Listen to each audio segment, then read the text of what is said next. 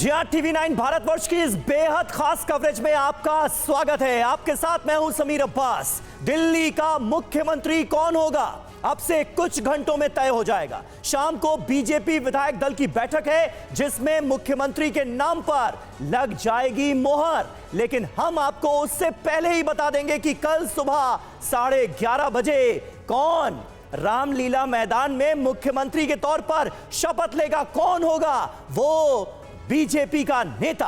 हम जो नाम आपको तथ्य के साथ बताएंगे, संभावना है कि बीजेपी विधायक दल की बैठक में उसी को चुना जाए, उसी नाम पर लगे मोहर। तो दिल्ली की विजयी शपथ की तैयारी है। मुख्यमंत्री का नाम तय हो गया है क्या? जी हां, ये देखिए 48 में से 48 चेहरे इस वक्त आपके सामने हैं। भारतीय जनता पार्टी ने जोरदार बहुमत हासिल किया है इस बार के चुनावों में। ये देखिए वो तमाम चेहरे जो कि जीत कर आए अपनी अपनी सीट से। कुल 48 सीटें भारतीय जनता पार्टी को हासिल हुई, 22 पर रोक दिया आम आदमी पार्टी को। सारी उम्मीदों को धराशायी कर दिया गया अरविंद केजरीवाल की। और बीजेपी ने क्या शानदार जीत हासिल की है, 27 साल का सूखा खत्म किया है। लेकिन इन 48 चेहरों में वो चेहरा कौन होगा जो दिल्ली के मुख्यमंत्री पद की कुर्सी पर बैठेगा, काबिज होगा?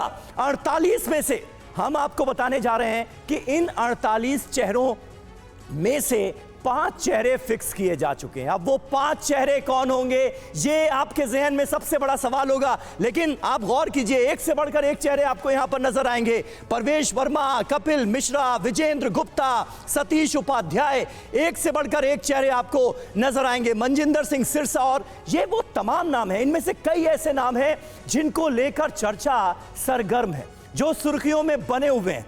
लेकिन कौन बाजी मारेगा, कौन दिल्ली का मुख्यमंत्री बनेगा? 5 चेहरे, 48 विधायकों में से 5 चेहरे फिक्स हो चुके हैं और मुमकिन है सीएम उन्हीं 5 में से कोई एक हो। तो आज बहुत दिलचस्प अंदाज में TV9 भारतवर्ष आपके लिए यह कवरेज लेकर आया है। हम आपको सीधे वॉर रूम में लिए चलते हैं। वॉर रूम में हमारे साथ कई खास मेहमान जुड़ेंगे। हमारे साथ इस वक्त हमारे संवाददाताओं की एक बड़ी टीम मौजूद है, उनका भी हम रुख करेंगे। और सीएम का नाम क्या फिक्स हो गया है, क्या तय हो गया, इस पर बात करेंगे। हमारे साथ ये देखिए, ये है हमारा वॉर रूम और इसमें हमारे साथ 2 बहुत वरिष्ठ पत्रकार बैठे हैं। संतोष भारती जी, स्वागत है आपका। राजेश जोशी जी, बहुत बहुत स्वागत है आपका। तो आज हम चर्चा करने जा रहे हैं कि 48 में से 5 विधायक जो हैं उनमें से कोई एक दिल्ली का सीएम होगा। तो वो 5 संभावित चेहरे कौन से होंगे जो कि मुख्यमंत्री पद की रेस में सबसे आगे माने जा रहे हैं, यही आज बहस का विषय है। और देखिए, आज इस बीच एक अहम खबर है, बीजेपी पार्लियामेंट्री बोर्ड की बैठक होगी। पार्लियामेंट्री बोर्ड की इस बैठक में दिल्ली के मुख्यमंत्री के नाम पर चर्चा होगी। और यह बैठक कब होने जा रही है? सुबह 11:30 बजे के करीब बीजेपी पार्लियामेंट्री बोर्ड की बैठक होगी। पार्लियामेंट्री बोर्ड में 5 मेंबर्स हैं, प्रधानमंत्री मोदी, रक्षा मंत्री राजनाथ सिंह, गृह मंत्री अमित शाह, स्वास्थ्य मंत्री JP Nadda, shipping minister Sarbananda Sonowal. तो पार्लियामेंट्री बोर्ड की बैठक होने जा रही है 11:30 बजे। और माना यह जा रहा है कि आज की जो संसदीय बोर्ड की बैठक है, इसमें सीएम के नाम पर भी चर्चा होगी। तो आज ऐसे वक्त में जब शाम 7 बजे विधायक दल की मीटिंग होनी है, नेता चुना जाना है, उससे पहले संसदीय बोर्ड की मीटिंग पर भी सबकी नजरें होंगी।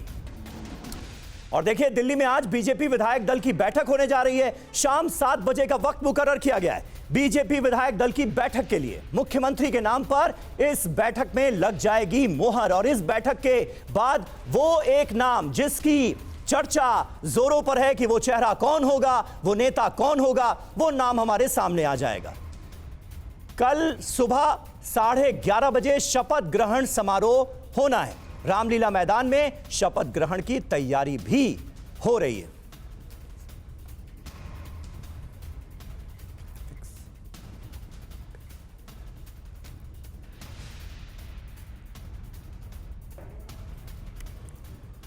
देखिए, जैसा कि हमने आपको बताया 48 विधायक चुनकर आए हैं भारतीय जनता पार्टी के, तो 48 चेहरे हैं, लेकिन उनमें से 5 वो चेहरे जो कि रेस में सबसे आगे चल रहे हैं सीएम बनने की। वो संभावित नाम कौन से हैं? अब आइए उनकी चर्चा शुरू करते हैं। पहला बड़ा नाम आशीष सूद। जी हां, आशीष सूद हो सकते हैं दिल्ली के सीएम। आशीष सूद जनकपुरी सीट से जीत कर आए हैं और उनका नाम संभावित नामों की लिस्ट में शामिल है।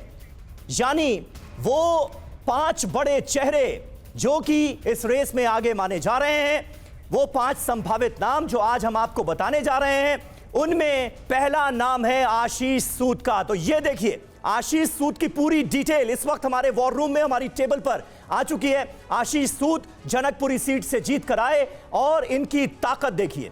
जेपी नड्डा और आरएसएस के, राष्ट्रीय स्वयंसेवक संघ के ये करीबी माने जाते हैं और ये तो हर कोई जानता है, प्रमुख पंजाबी चेहरा हैं आशीष सूद। दिल्ली बीजेपी का जहां तक सवाल है, एक बड़े नेता हैं और गोवा और जम्मू और कश्मीर के प्रभारी भी वो रहे हैं। अच्छा खासा एक्सपीरियंस राजनीति का। शिक्षा की बात की जाए तो ये ग्रेजुएट हैं और प्रमुख पंजाबी चेहरा। दिल्ली बीजेपी के बड़े नेताओं का जब जिक्र होता है तो एक प्रमुख पंजाबी चेहरे के तौर पर आशीष सूद का नाम लिया जाता है। इनकी उम्र है 58 साल। तो ये पहला संभावित चेहरा दिल्ली के मुख्यमंत्री पद की रेस का, जो 5 संभावित चेहरे हम आज आपके सामने रखने जा रहे हैं, उसमें पहला नाम आशीष सूद ये रहा आपके सामने। और देखिए, हमारे साथ इस वक्त वॉर रूम में 3 वरिष्ठ पत्रकारों की मौजूदगी है। हर्षवर्धन त्रिपाठी जी भी हमें ज्वाइन कर रहे हैं और साथ ही साथ आपको स्क्रीन पर हमारे 2 सहयोगी नजर आ रहे होंगे। दिल्ली बीजेपी दफ्तर से हमारे साथ इस वक्त आनंद प्रकाश पांडे मौजूद हैं और रामलीला मैदान, जहां कल पूरे देश की नजरें होंगी क्योंकि भव्य शपथ ग्रहण समारोह की तैयारियां की जा रही हैं रामलीला मैदान में, वहां से कुमार कुंदन हमारे साथ मौजूद हैं। लेकिन आनंद, सबसे पहला सवाल आपसे, थोड़ी देर बाद संसदीय बोर्ड की मीटिंग भी होनी है, उसमें भी दिल्ली के मुख्यमंत्री पद पर कौन काबिज होगा, वो नाम कौन सा होगा, इस पर चर्चा होने की उम्मीद है। लेकिन पहला बड़ा नाम जो 5 संभावित चेहरे TV9 भारतवर्ष आज दिखाने जा रहा है, उसमें पहला बड़ा नाम आशीष सूद का अभी हमने अपने दर्शकों के सामने रखा। आशीष सूद क्यों और उनके नाम को लेकर कितनी हलचल आपको नजर आ रही है?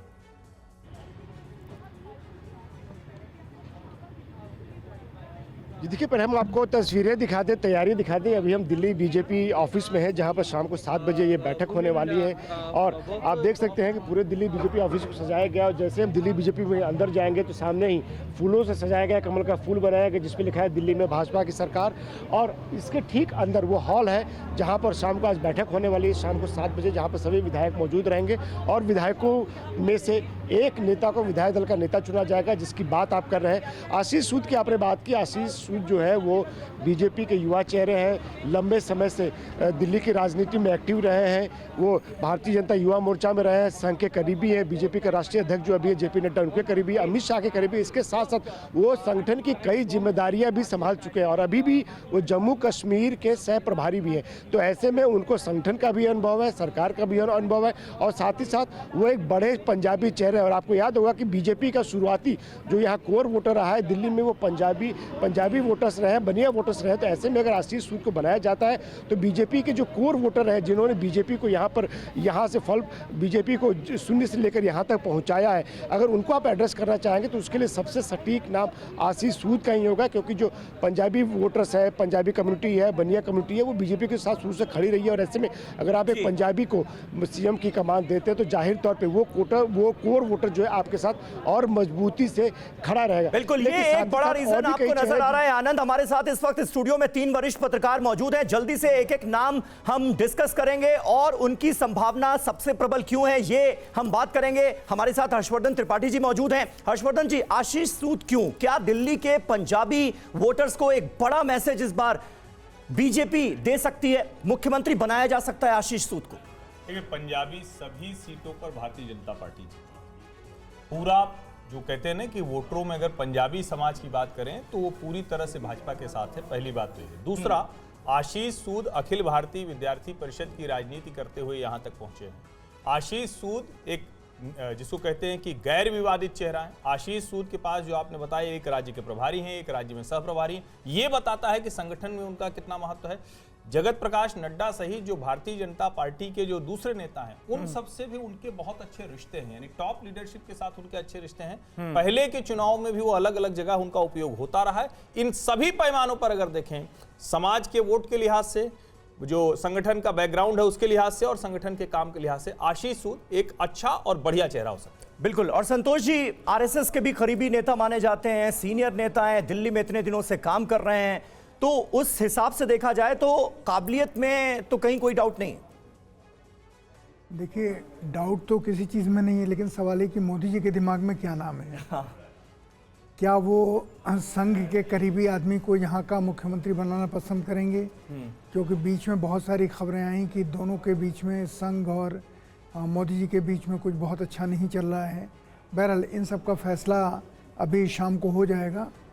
मेरे ख्याल है पार्लियामेंट्री बोर्ड की मीटिंग के बाद तो कोई खबर बाहर नहीं आएगी, लेकिन विधायक दल की मीटिंग में ज़रूर बाहर आ जाएगी कौन नाम है जिसको चुन रहे हैं।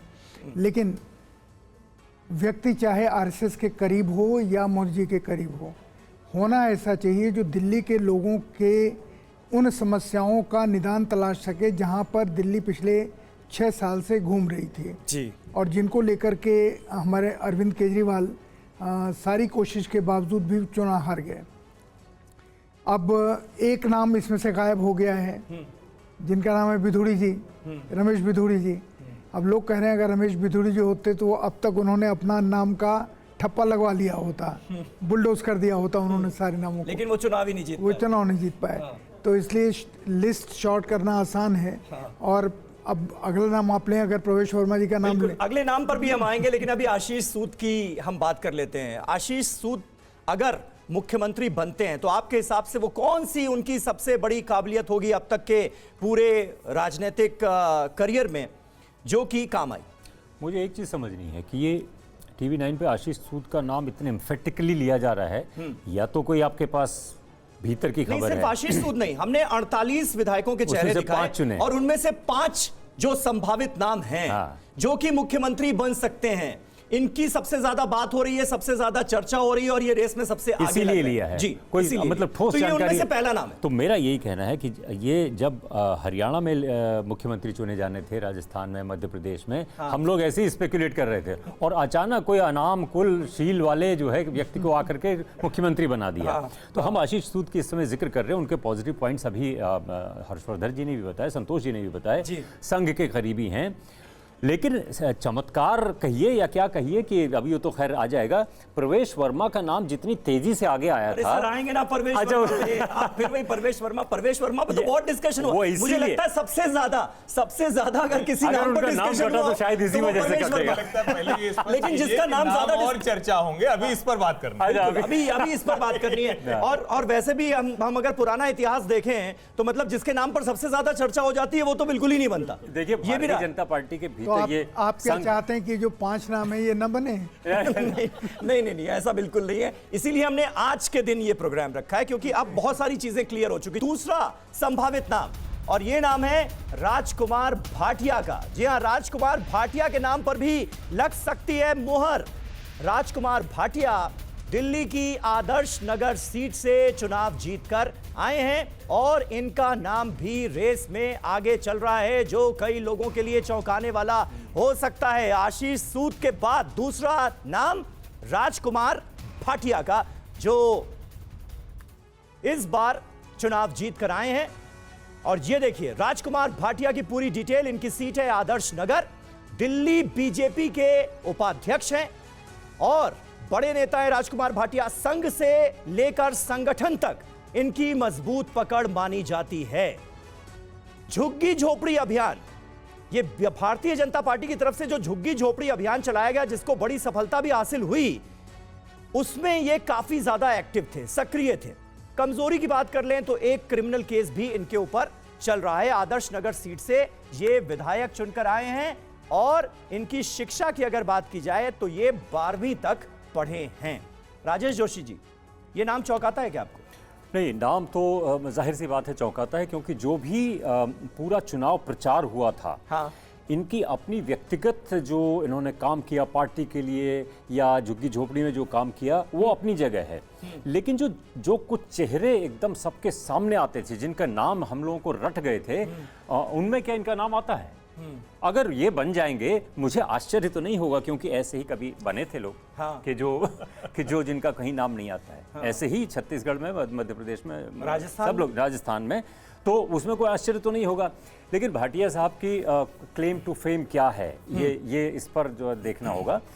ठीक है, वो भी अखिल भारतीय विद्यार्थी परिषद से आए हैं शायद, अखिल भारतीय विद्यार्थी परिषद संघ के उनके बारे में कहा जाता है कि भाई हैं। संघ से लेकर बीजेपी के संगठन तक मजबूत पकड़ है। झुग्गी झोपड़ी अभियान आप जानते हैं बहुत सफलता हासिल हुई। जी हर्षवर्धन जी, कुछ कहना चाहिए? इसमें वैसे तो राजकुमार भाटिया भी संगठन का चेहरा है, जिसको कहते हैं कि बनने के लिए ढेर सारी वजह हैं, लेकिन मुझे नहीं लगता कि राजकुमार भाटिया का नाम उतना मजबूत है। उसकी बड़ी वजह है, एक तो संगठन में आपका काम, दूसरा दिल्ली में जिस तरह की गतिविधि, और सबसे बड़ी बात है कि चेहरा वो होगा जिसने और दूसरे तरह के काम भी किए होंगे। जब हम और काम कहते हैं तो संगठन का क्या दूसरा काम कोई किया है, इनका अपनी विधानसभा और उससे बाहर क्या प्रभाव रहा है, ये मेरी जानकारी नहीं है। मुझे नहीं पता है कि ऐसी कोई जिम्मेदारी अब तक दी गई। दूसरी एक बात है कि जब आप पंजाबी चेहरे के तौर पर देखेंगे तो उससे बेहतर नाम आशीष सूद दिखते हैं। बाकी राजकुमार भाटिया भी संगठन के व्यक्ति हैं, अगर पार्टी में चर्चा हो और उनके नाम पर बना दिया जाएगा तो कोई ऐसी दिक्कत नहीं है, लेकिन मुझे नहीं लगता कि राजकुमार भाटिया ऐसा कोई मजबूत नाम है। आप मुझे बताइए आशीष सूद के एक सवाल, आशीष सूद के बारे में आप लोग ज़्यादा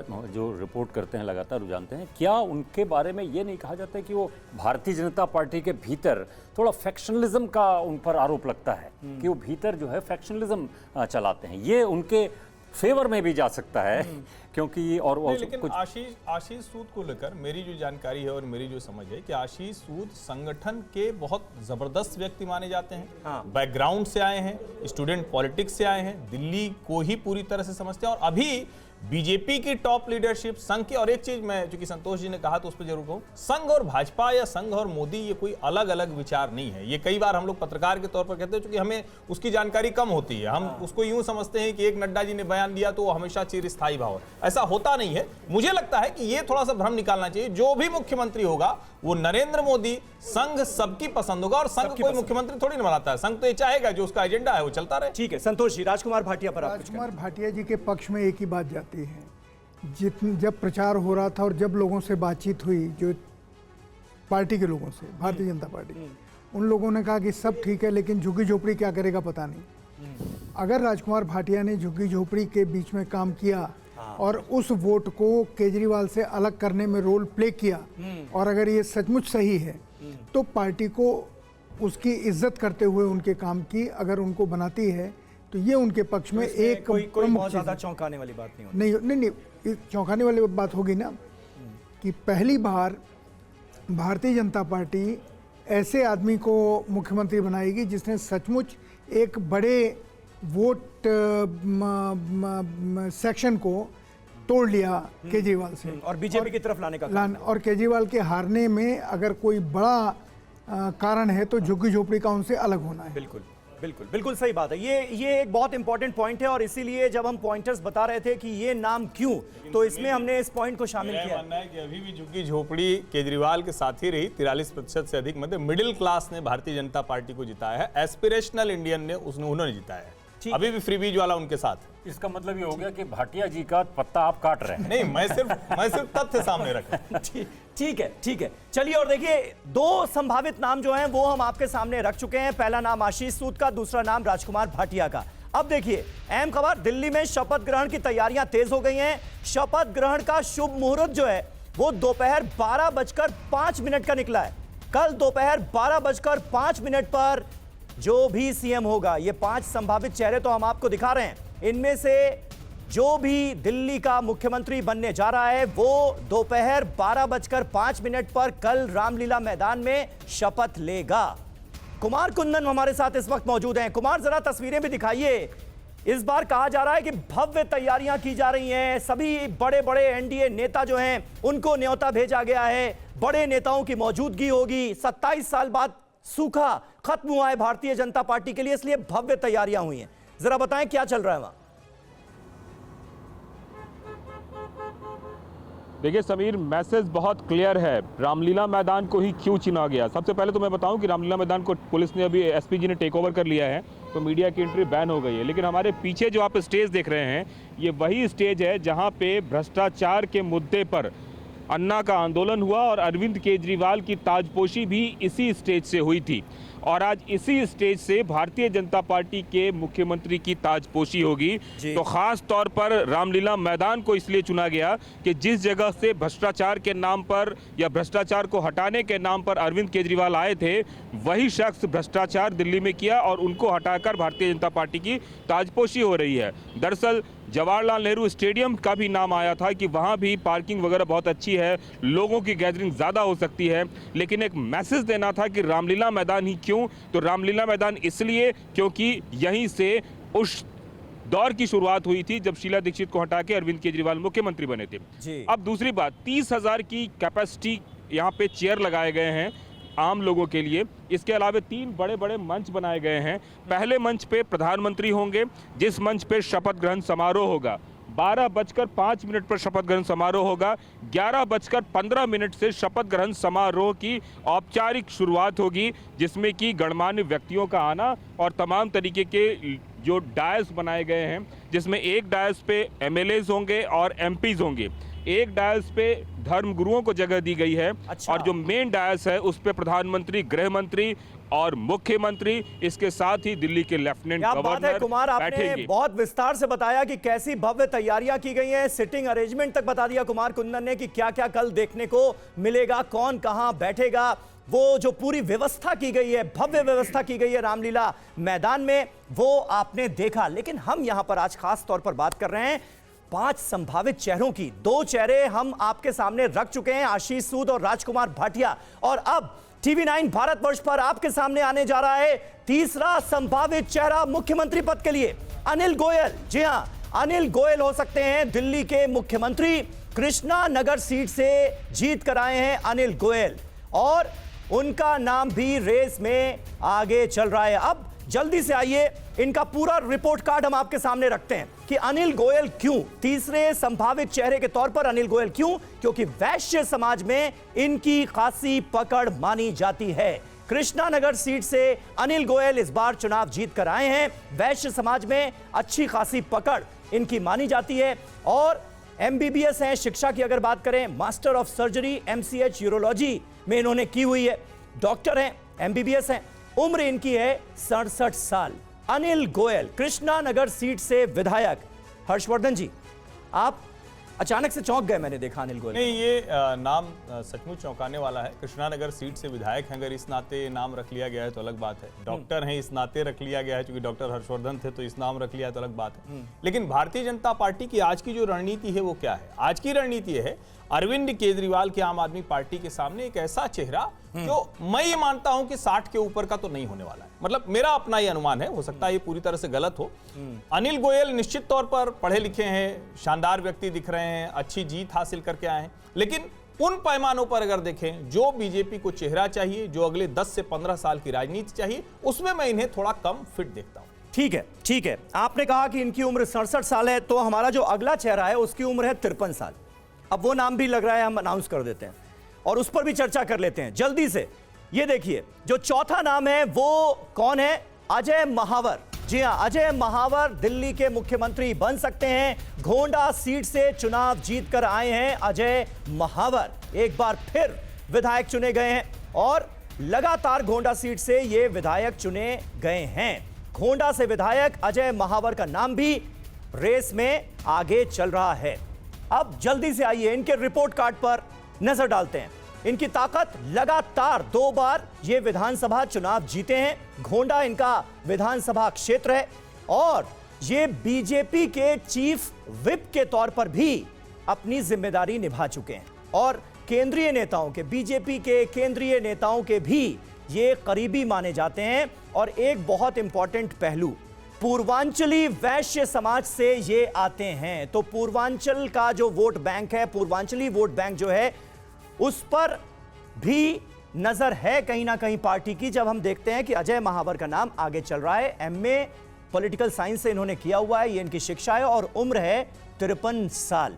राजेश जोशी जी, अजय महावर की तो चर्चा हुई, आप जो जिक्र कर रहे थे कि चुनाव जीतने के बाद किन नामों का सबसे ज्यादा जिक्र हुआ, तो उस वक्त भी अजय महावर का नाम कई लोगों के मुंह से सुना गया और अजय महावर एक प्रबल दावेदार नजर आ रहे हैं। कैसे दावेदार नजर आ रहे हैं। अभी हर्षवर्धन जी मुझसे कह रहे थे कि आप क्विज पूछ रहे हैं हमसे, क्विज के सवाल कर रहे हैं कि अभी अजय महावर, फिर गोयल जी का नाम ले लिया, जिन पर तैयारी भी नहीं है। तैयारी 48 में से संभव नहीं है तैयारी करना। जी। उम्र इनके पक्ष में है, 53 साल के हैं।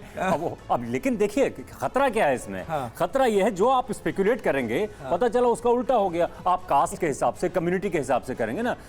अब हरियाणा में क्या हुआ, जो जाट को पूरी तरह से किनारे करके दूसरी कम्युनिटी के, हर जगह ये हुआ है। तो दिल्ली में क्या ये संभव नहीं है कि पंजाबी चेहरा आए ही ना पता चला, बनिया चेहरा आए ही ना पता। तो स्पेकुलेट तो मैं नहीं करूंगा, ये बात बिल्कुल तय है। लेकिन महावर ये है कि आप इतना समझ सकते हैं कि उनका भी संगठन में बहुत गहरी जड़ें हैं। ये इसका अगर उनका कुछ फायदा मिल जाए तो बात है। इनके पक्ष में एक ही बात जाती है कि जब 8 विधायक पार्टी के थे तो ये भी थे। हाँ, तो ये इसके अलावा कोई और ऐसी बड़ी बात नहीं जाती। अगर आप ये कहेंगे पूर्वांचली वैश्य समाज से हैं, तो पंजाबी बनिया वो स्वाभाविक सा मतदाता रहा है ये भारतीय जनता पार्टी का जनसंघ के समय से।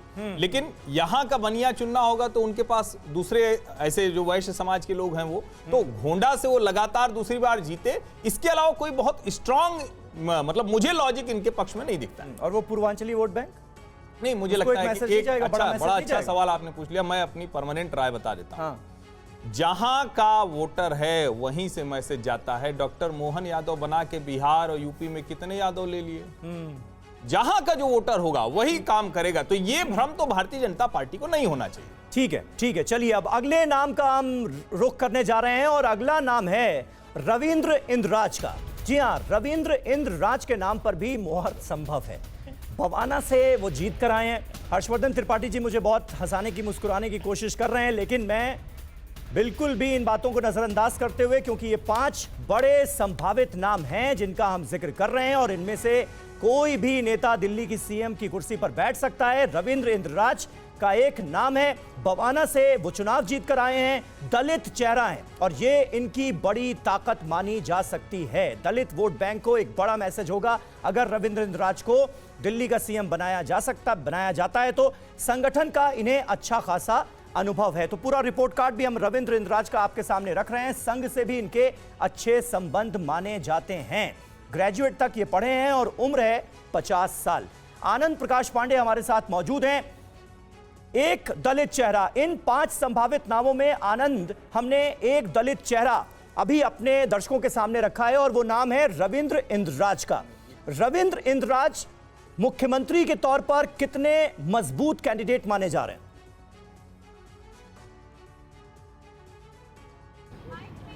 जी देखिए, सबसे बड़ी बात तो ये है कि वो दलित समाज से आते हैं, तो ऐसे में बीजेपी का भी कोई ऐसा चेहरा नहीं है जिसको बीजेपी एक दलित चेहरे के तौर पे प्रोजेक्ट कर सके पूरे देश भर में। तो ऐसे में अगर इंद्रराज को बनाया जाता है, जाहिर तौर पर बीजेपी इसको कैश करना चाहेगी। साथ ही साथ वो ग्रामीण पृष्ठभूमि से आते हैं, तो ऐसे में अगर दिल्ली में आप दलित समाज को कटर करना चाहते हैं और साथ ही साथ जो ग्रामीण समाज उसको कटर करना चाहते हैं, तो जाहिर तौर पर रविंद्र इंद्रराज का नाम सबसे आगे होगा और जाहिर तौर पर बीजेपी को सूट भी करेगा, क्योंकि बीजेपी चाहती है कि ऐसा एक लो प्रोफाइल नेता जो है वो यहाँ के मुख्यमंत्री बने। रविंद्र इंद्रराज जो है संगठन में उन्होंने काम किया, लेकिन वो लो प्रोफाइल भी रहे। आपको याद होगा कि जब मध्य प्रदेश में सरकार थी तो शिवराज सरकार हो गई थी, वसुंधरा सरकार हो गई थी, यानी कि जो मुख्यमंत्री था उसके नाम से वो सरकार जाने लगी थी। तो ऐसे में बीजेपी दिल्ली में चाहेगी कि ऐसी सरकार हो जो कि दिल्ली में बीजेपी की सरकार हो, न कि किसी व्यक्ति के नाम से वो सरकार जानी चाहिए, क्योंकि बीजेपी का कहना है कि 27 साल हो गए हमको सरकार से बाहर हुए और ऐसे में बहुत सारा काम है दिल्ली में जो करना है और बड़ी मुश्किल से दिल्ली की जो गुटबाजी है वो खत्म हो पाई है, क्योंकि बीजेपी कहना है गुटबाजी खत्म हुई है तभी बीजेपी इतनी सीटें यहाँ पर जीती है। अभी तक इसलिए नहीं जीत पा रही थी क्योंकि गुटबाजी थी। तो ऐसे में बीजेपी लो प्रोफाइल व्यक्ति को, रविंद्र इंद्रराज हो, अगर ऐसे व्यक्ति को बनाती है लो प्रोफाइल को, तो गुटबाजी जो है वो काबू में रहेगी। साथ ही साथ जो भी मुख्यमंत्री बनेगा वो अपना चेहरा चमकाने की बजाय वो दिल्ली के विकास में काम देगा और संगठन को मजबूत करने पे अपना पूरा फोकस करेगा। तो जाहिर तौर पर ये जो नाम है बीजेपी इस नाते ग्रामीण कहेगी भी कि हमने एक ग्रामीण नेता को बना दिया, एक किसान परिवार से आने वाले को बना दिया, एक दलित को हमने बना दिया और पूरे देश में दिल्ली के बहाने बीजेपी इनके जरिए एक मैसेज भी देने की कोशिश करेगी। ठीक है। एक लो प्रोफाइल चेहरा रविंद्र इंद्रराज का। संतोष जी कुछ ऐड करना चाहते हैं? संतोष जी, भी हर्षवर्धन जी का कुल मिलाकर ये मानना था कि भाई कोई एक हाई प्रोफाइल होगा जो अरविंद केजरीवाल के बड़े चेहरे को टक्कर दे सके। ये लो प्रोफाइल है लेकिन इनकी दावेदारी बहुत मजबूत है। संतोष जी, इंद्रराज का नाम बहुत मजबूत है। हाँ। इस नाम पर मैं मेरे संतोष दो सवाल हैं इसमें। जी, पहली चीज तो ये कि ये 12/5 का मुहूर्त किसने निकाला, ये हमको नाम बताइए। मतलब आप किस उन किस पंडित जी के नाम जानना हाँ, चाहते हैं? उस पंडित का या उस धर्मगुरु का जिसने 12/5 का मुहूर्त दिया, एक तो उसका नाम हमको बताइए। क्यों? अरे बड़ी चीज अच्छा, है ना ऐसे ठीक है। बड़ी चीज है कोई, इसका मतलब बहुत महत्वपूर्ण आदमी है जो पूरे भारतीय जनता पार्टी को चलाने की ताकत रखता है, कि जिसने 11:30 की जगह 12/5 करा दिया।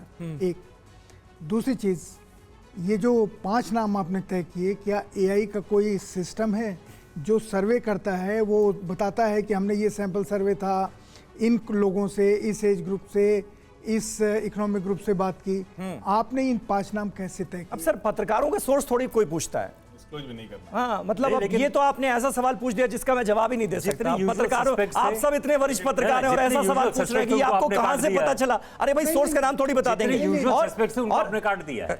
जितनी यूजुअल नहीं, यहाँ पर मैं अपने दर्शकों को बता दूं कि देखिए, विजेंद्र गुप्ता, सतीश उपाध्याय, रेखा गुप्ता, वीरेंद्र सचदेवा, प्रवेश वर्मा, उन सबको काट दिया। नहीं, मैं अभी ज्यादा डिस्क्लोज नहीं कर सकता, लेकिन 5 संभावित नाम मैंने अपने दर्शकों के सामने रखे हैं। इसके बाद 2 और चेहरे हैं जिन्हें डार्क हॉर्स माना जा रहा है। वो चेहरे भी जल्दी TV9 भारतवर्ष पर आपके सामने आएंगे। लेकिन रविंद्र जी की दावेदारी पर आप कुछ कहना चाह रहे थे, जल्दी से। संगठन के कुछ लोगों से मेरी जो बात हुई, वो रविंद्र इंद्रराज को बहुत मजबूत दावेदार मानते हैं। भारतीय जनता पार्टी के संदेश के लिहाज से, जिस सोशल इंपैक्ट और सोशल इक्वेशन की बात होती, उसके लिहाज से रविंद्र इंद्रराज। और एक रोचक बात सिर्फ बता दूं, जब 2011 में ये भ्रष्टाचार विरोधी आंदोलन चल रहा था, जिसमें अरविंद जी थे, तो सारे जो लोगों को अस्थायी जेल बनाई गई थी, वो बवाना वाला स्टेडियम ही था। अच्छा, ठीक है। और राजेश जी, कुछ कहना चाहेंगे आप? नहीं, बस मैं तो नहीं कहना चाहूंगा। इन 5 संभावित चेहरों में एकमात्र दलित चेहरा। कह रहे हैं कि हम नहीं भाई, कुछ और तैयार कर। अरे भाई, दूध का जला छाछ कोई फूंक फूंक कर पीता है भाई। आप जो मुख्यमंत्री मोदी जी ने बनाए पहले, वो सब पत्रकारों के तमाम इक्वेशंस को पलट के रख दिया। तो मैं कहूं कि नहीं, ठीक है, हम लोग ये तय कर सकते हैं कि वो दलित चेहरा है, उनका ये असर है, लेकिन वो डार्क हॉर्स साबित होंगे ही। मैं अपने आप को इस पोजीशन में तो नहीं हूं। मैं नहीं, ये तो संभावित चेहरे हैं। डार्क हॉर्स में 2 नाम है, वो हम आगे बताएंगे। अच्छा, उनका पत्ता आप काटेंगे डार्क हॉर्स बना के उनको। एक सवाल मेरा और है। जी। क्या बीजेपी ये नहीं चाहेगी कि दिल्ली में ऐसा नाम हो जिस नाम का इस्तेमाल वो आने वाले चुनाव में दूसरी जगह भी कर सकें? मोहन यादव का नहीं कर पाए। हाँ, ये सही इन्होंने कहा कि मोहन यादव को लेकर के यूपी में कितने यादवों को आप तोड़ पाए, नहीं तोड़ पाए। लेकिन हो सकता है कोई ऐसा चेहरा हो जिसको ये भविष्य में भारतीय जनता पार्टी के दिल्ली के चेहरे के रूप में दूसरे प्रदेशों में, अच्छा, दिल्ली का अपना एक अंतर्विरोध है कि यहाँ तो फुल फ्लेज सरकार है नहीं। जी। ये तो वो भी बदल सकता है अब। बिल्कुल। नहीं, वो शायद नहीं बदलेगा। इसलिए नहीं बदलेगा क्योंकि अब कोई द्वंद्व तो नहीं होना है। ठीक है, केंद्र सरकार में और राज्य सरकार में अब कोई द्वंद्व नहीं होना है। मुख्यमंत्री वही करेगा जो केंद्र से आएगा, और बहुत और प्रोएक्टिव नहीं करना चाहिए, नहीं चाहिए, वो एक अलग चीज है। नहीं, वो कॉन्स्टिट्यूशनल वो है ना। प्रोएक्टिव अगर मुख्यमंत्री होगा, मतलब जो चुना हुआ मुख्यमंत्री हो, वो जनता के काम इनिशिएटिव लेकर। ठीक है, ये बहुत महत्वपूर्ण बात आपने कही। लेकिन हम जिक्र कर रहे हैं 5 संभावित नामों का जो हमने दिखाए, और मैं अपनी ग्राफिक्स टीम से कहूंगा अगर 5 के चेहरे एक साथ दिखाए जा सके, पीसीआर दिखा सके। ये देखिए, पहला नाम आशीष सूद आ गया है, जनकपुरी सीट से विधायक, और इनकी ताकत पूरी डिटेल हमने आपको बताई। दूसरा, राजकुमार भाटिया का नाम है, आदर्श नगर सीट से ये विधायक हैं। तीसरा संभावित चेहरा, ये देखिए, अनिल गोयल, कृष्णानगर सीट से विधायक हैं, वैश्य समाज में मजबूत पकड़ इनकी मानी जाती है। जल्दी से चौथा संभावित नाम अजय महावार का, सीट है घोंडा, लगातार 2 बार जीते हैं। और 5वां नाम हमने आपको बताया, रविंद्र इंद्रराज, दलित चेहरा। इन 5 संभावित चेहरों में से एकमात्र दलित चेहरा। ये 5 संभावित चेहरे हैं। हमने आपको 5 वो नाम दिखाए जो दिल्ली के सीएम की रेस में आगे हैं, लेकिन 2 ऐसे चेहरे हैं जिन्हें डार्क हॉर्स कहा जा रहा है। ये नाम भी आपको चौंका सकता है, या इनमें से एक नाम आपको चौंका सकता है।